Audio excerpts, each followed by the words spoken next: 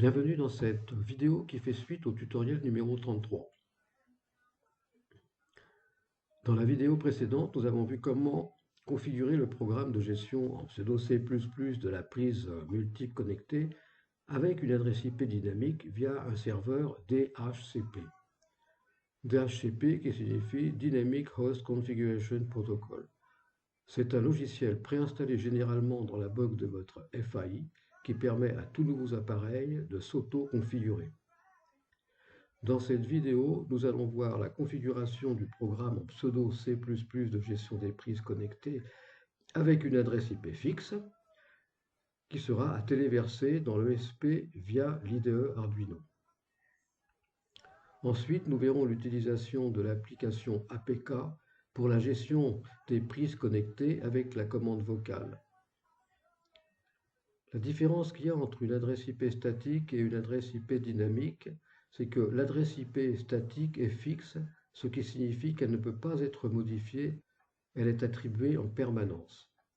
Inversement, l'adresse IP dynamique change fréquemment à chaque fois que l'utilisateur se connecte à un réseau, à moins d'utiliser le service du protocole DHCP permanent.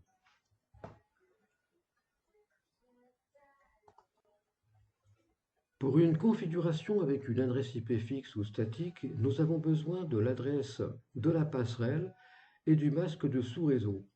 Dans un premier temps, nous allons utiliser un petit programme qui sera mis à votre disposition sur la chaîne, dont le rôle consiste à récupérer l'adresse de la passerelle, en anglais Gateway, ainsi que le masque de sous-réseau ou Subnet Mask en anglais. Une passerelle en informatique est un dispositif permettant de relier deux réseaux informatiques différents. Par exemple, un réseau local avec un réseau Internet. Le terme de passerelle, sans autre précision, est couramment employé comme synonyme de routeur. Qu'est-ce qu'un masque de sous-réseau? C'est un paramètre de votre adresse IP qui permet de créer des sous-réseaux.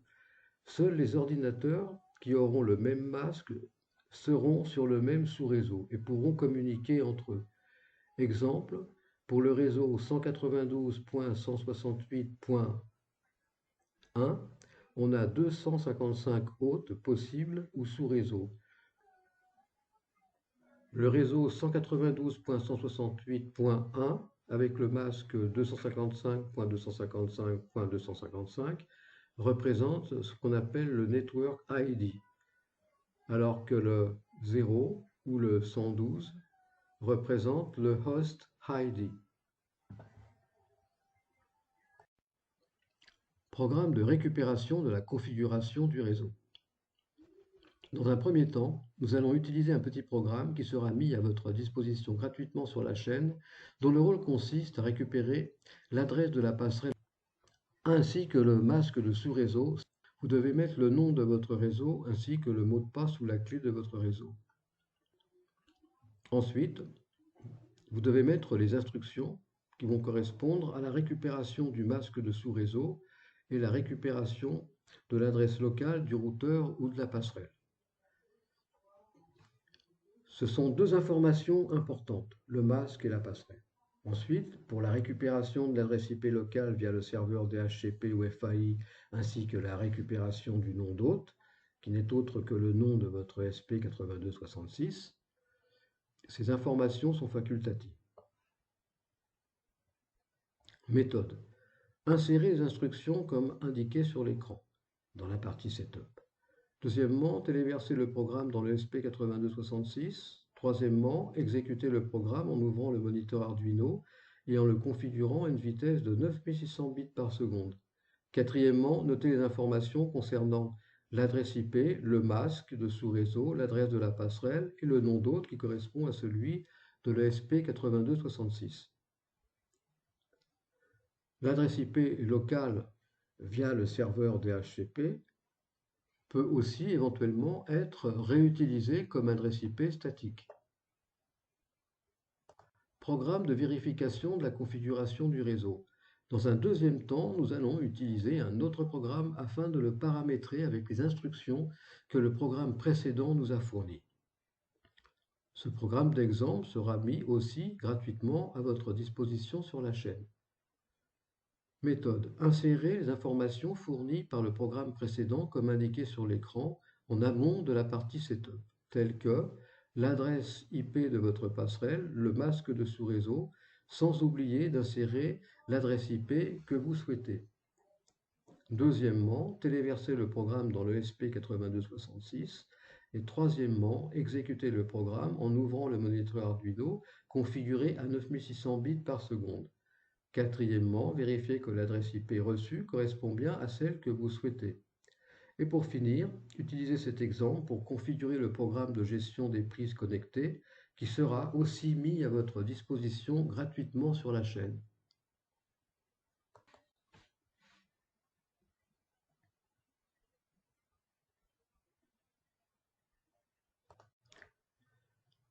Paramétrage du routeur. Si vous souhaitez avoir un accès à votre serveur via Internet, votre serveur ESP8266 qui s'occupe de la gestion des prises connectées, vous devez configurer le routeur comme indiqué sur l'écran.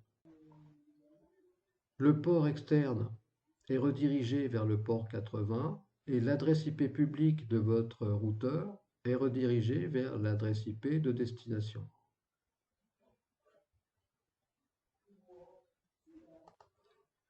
Pour deux adresses IP fixes, comme indiqué sur l'écran, on doit associer pour chaque adresse IP un port de communication externe, un port de communication interne 80 pour le protocole HTTP et le protocole de transport TCP.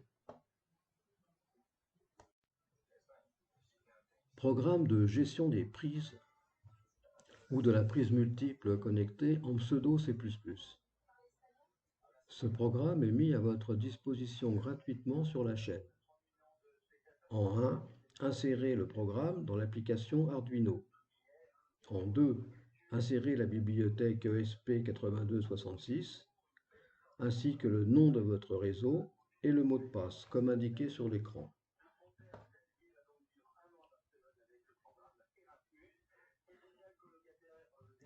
En 3, sélectionnez le bon port COM de communication série avec votre ESP ainsi que le bon type de carte, exemple de type de carte ESP8266 générique. Et quatrièmement, téléverser le programme dans l'ESP8266. Le type de carte ESP8266 générique fonctionne très bien avec l'ESP01. Vous pouvez changer le nom des prises. En remplaçant les valeurs, par exemple pour prise 1, par une valeur de votre choix, pour la prise 2, par une autre valeur à votre choix, idem pour la prise 3, ainsi que pour la prise 4, la quatrième prise.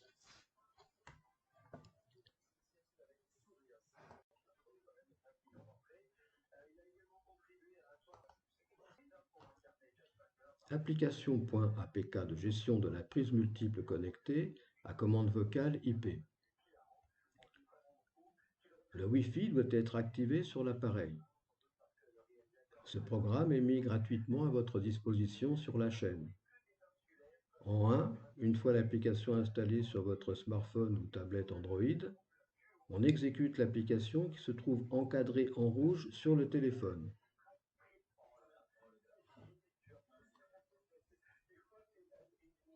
En 2, on arrive sur une fenêtre qui nous demande de dire quelque chose, comme par exemple allume la télévision en 3. Mais comme l'adresse IP du serveur de gestion de la prise multiple n'est pas configurée, en 4, une fenêtre nous indique que la page web n'est pas disponible.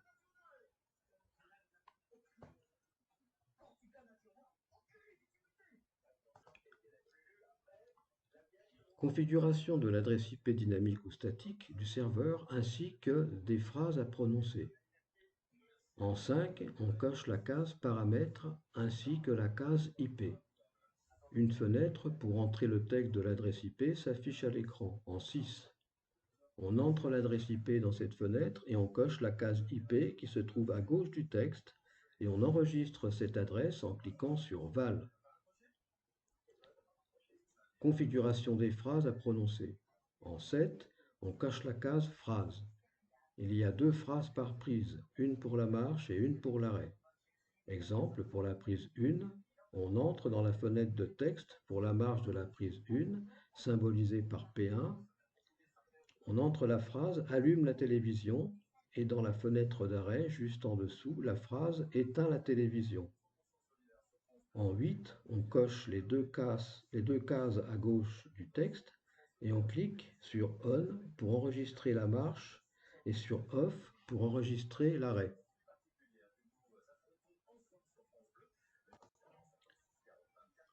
Ici, on enregistre la marche, ici l'arrêt. Utilisation du programme. Pour énoncer une phrase, il y a 2 possibilités. La première, en 9, quand on exécute l'application et qu'elle est configurée, on nous demande de dire quelque chose. Exemple, allume la télévision. En 10, la phrase énoncée doit être rigoureusement identique à la phrase enregistrée. Le serveur nous envoie sa page web en nous indiquant que la télévision est sur On.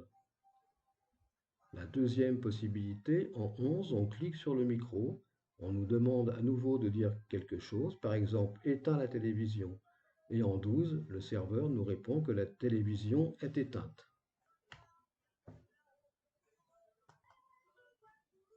À bientôt dans une prochaine vidéo.